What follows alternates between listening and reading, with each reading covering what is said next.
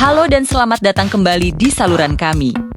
Hari ini kita akan menyelami salah satu babak paling kelam dalam sejarah Amerika Latin. Sebuah peristiwa yang menunjukkan betapa mengerikannya ketika kepentingan korporasi menguasai kedaulatan sebuah negara. Kita akan membahas pembantaian pisang, sebuah tragedi yang terjadi pada Desember tahun 1928 di Naga, Kolombia. Kisah ini berpusat pada United Fruit Company, raksasa korporasi Amerika yang memonopoli industri pisang di Amerika Latin di perkebunan mereka di Kolombia. Kondisi kerja para buruh jauh dari kata manusiawi. Mereka hidup dalam kemiskinan dan penindasan, dipaksa bekerja berjam-jam tanpa hak-hak dasar. Bayangkan, para pekerja ini tidak dibayar dengan uang tunai, melainkan dengan kupon yang hanya bisa digunakan di toko milik perusahaan. Ini menciptakan siklus utang yang tak ada habisnya. Fasilitas medis yang layak hanyalah mimpi, hari libur adalah kemewahan, dan kontrak kerja yang jelas, itu adalah hak yang tidak pernah mereka rasakan. Karena perusahaan selalu menggunakan perantara untuk menghindari tanggung jawab. Kemarahan yang terpendam selama bertahun-tahun akhirnya meledak. Pada bulan November tahun 1928, lebih dari 25.000 pekerja memberanikan diri untuk melakukan mogok kerja besar-besaran. Ini bukan sekadar aksi protes, ini adalah revolusi tanpa senjata yang mengancam jantung keuntungan United Fruit Company. Produksi pisang terhenti total, dan guncangannya terasa hingga ke kantor pusat di Amerika Serikat. Para pekerja menuntut hal-hal yang sangat mendasar, upah tunai, hari libur mingguan, dan jaminan kesehatan. Namun, para pekerja dan tuntutan mereka tidak hanya berhadapan dengan perusahaan, tapi juga dengan kekuatan besar di belakangnya. Pemerintah Amerika Serikat, yang khawatir mogok ini akan berubah menjadi gerakan komunis yang merongrong kepentingan mereka, mengirimkan ancaman diplomatik.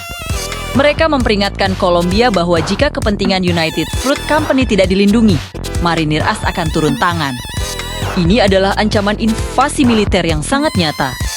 Di bawah tekanan berat ini, pemerintah Kolombia mengirimkan tentara di bawah komando Jenderal Cort S. Vargas ke Naga. Pada malam berdarah tanggal 6 Desember tahun 1928, ribuan pekerja bersama keluarga mereka, termasuk wanita dan anak-anak, berkumpul di alun-alun kota setelah misa di gereja. Mereka menunggu kabar dari gubernur, berharap akan ada penyelesaian yang damai. Namun, yang datang bukanlah kabar baik, melainkan perintah yang mengubah malam itu menjadi horor.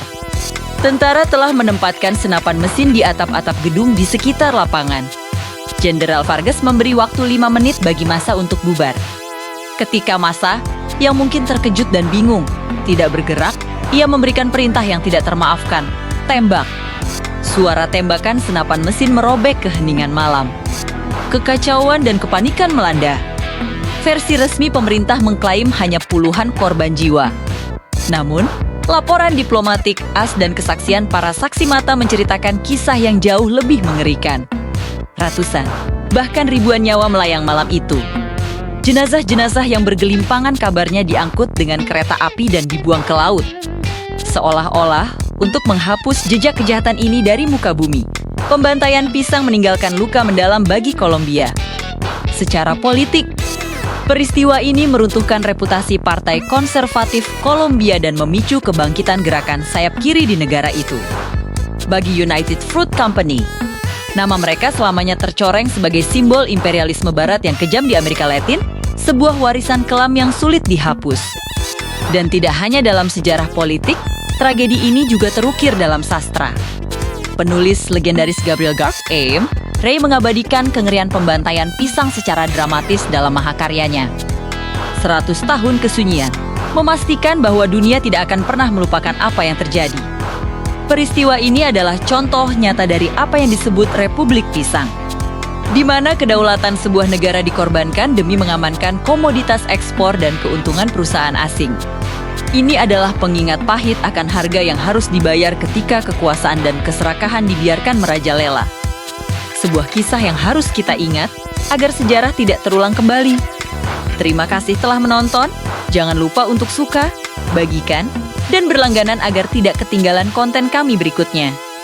Sampai jumpa!